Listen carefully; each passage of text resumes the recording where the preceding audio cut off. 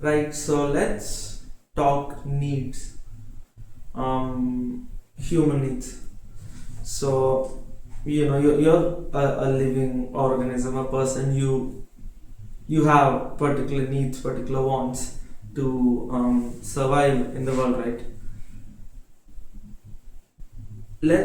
Or rather, let's talk about how there is a lack of information about needs, like in general. Okay, if you were to ask someone about needs, most people who would just give you the answer of you need a vibrant social life, let's take me for example. I'm 24. I look around, um, and the general standard baseline seems to be that you probably need friends. Okay, you probably need friends to survive, and friends of the same age group, and having a girlfriend is attributed to some sort of social status, as you are there. I don't know. Anyway, that is probably what's going on currently. Partying and having friends, that kind of thing. And I'm probably going to talk about the problems associated with that, because point number one, this took me a lot of time to realize. What you see most people do is not necessarily the most optimal situation, or the possible situation. And I'm going to talk about why I think that is the case, but it took me a damn lot of research to figure out exactly what it is that you can generate yourself and what you probably need other people for. And you are surprisingly more capable of being independent in the world, as you believe,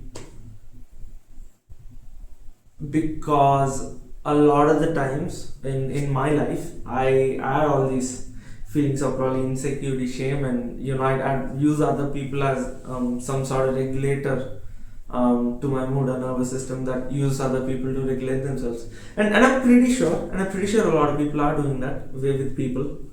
Um, and that is not only detrimental to just them.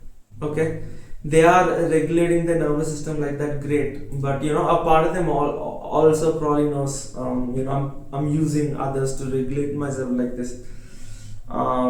So now you have some sort of clinginess, as to if the person leaves me, what then? So you suddenly start to resort to all these tactics of keeping them. I can and give you a good example, of parents not teaching their kids, to be completely independent, because they're themselves scared of abandonment. So they just want to make them independent enough, but not totally independent, so that they would leave.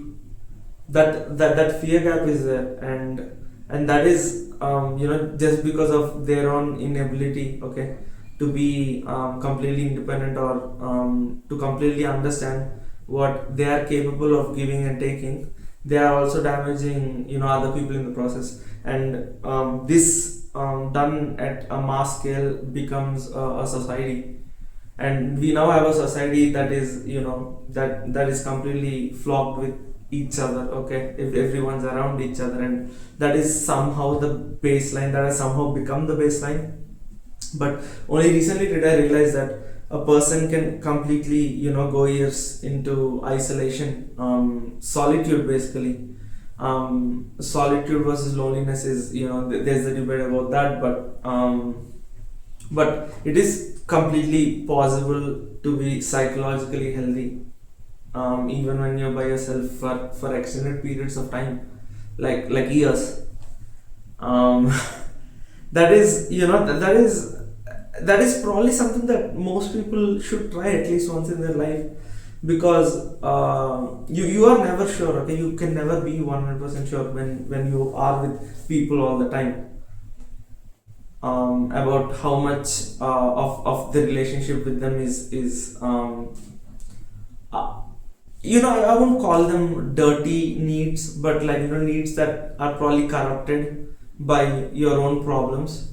And I think my ultimate aim is to have everything so clean that when I choose someone, I want to choose them from like the most psychologically refined version of needs. Okay, basically what a person absolutely needs. That's all I want to use people for, and I want to be honest about it as well, because now I did this too. Okay, and I'm not pointing fingers at anyone, but now we have people saying things like I love you, this, that, this, all things that they don't actually feel, just to get their needs met. And there is also a giant problem, because life ambitions and things that you actually want, they kind of take the backseat when you are out here fighting for all of this. And I think the biggest factor for this problem is a lack of awareness. Hell, even I wasn't aware that this was even possible.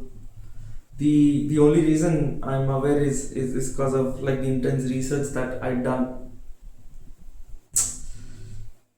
So that is that. um, and also I'm pretty sure it does in fact genuinely look happy. If you just look at people who are getting their needs met, they could just probably go, this is all I wanted in my life, a happy relationship, a bunch of friends to party with, and a 9 to 5 probably that they're doing somewhat well, which is great, which is wonderful. But humans, they're wired for creativity and creating and all those things, and I think that is the default state of any human. Which even now this kind of begs the question of, just because you're happy, just because you're in the illusion that you're happy, or just because it feels good, does it necessarily mean that it's good for you? I don't know. um, that is probably one of like the great debates is it. I could also probably draw an analogy of a parasite per se, like a parasite that probably takes your mind over, and I'm sure it'll look like you're completely fine, and you're just following your programming, or your corrupted programming, and it is made to look real to you. But is is that is that what you want from life though? And even worse, are people who are on like their deathbed, or are these things that people realize right before they die, that they lived an entire life of what having just their needs met, or they call it living for others, and all of those things. Is it something that people figure out right before death? I don't know. But then again, if a surprisingly good amount of people hadn't woken up, why do all these religious scriptures and all of like the great things, or these great thinkers, why do they all point to that particular direction of whatever the heck I'm saying? I don't know how they reach that kind of enlightenment, and how religion and psychology are kind of coinciding. A surprisingly good amount of religion and psychology is the same, believe it or not. I